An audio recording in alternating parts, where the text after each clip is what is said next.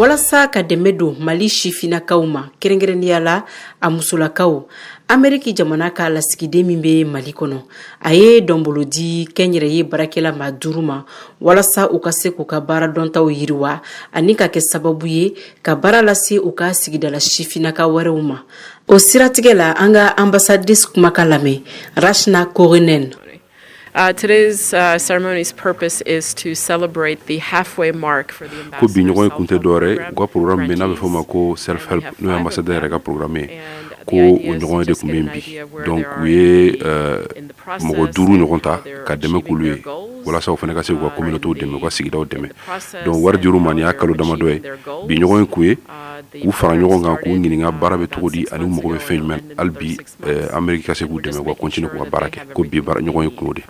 Borola bara misɛnnin caman borodalen don nin projet in senfɛ minnu bɛ se ka kɛ sababu ye ka sifinakaw bɔ sokɔnɔsigiw la. Oh, that's a good question. So it's about $10,000 per person, almost. Donc wari min dir'u ma ni y'a jateminɛ mɔgɔ 5 a kelen-kelen miliyɔn CFA wari miliyɔn 6 de dir'u ma.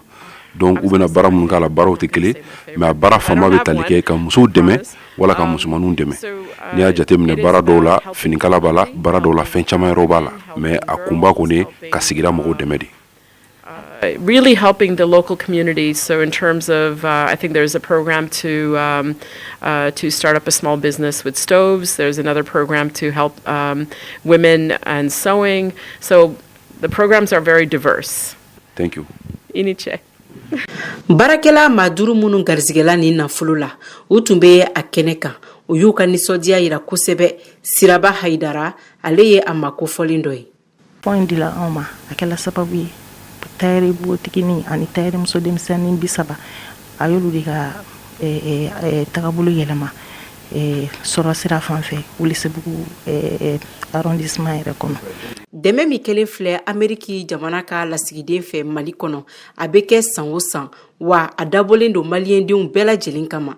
Ni maa min bɛ fɛ ka kɛ ni dɛmɛ sɔrɔbaga ye i b'i kun ɲɛsin Ameriki Djamana Ka Lasikiden ka site kan Mali kɔnɔ. Mariam Kuyate ka laseli do Bamakɔ, VOA Bambara.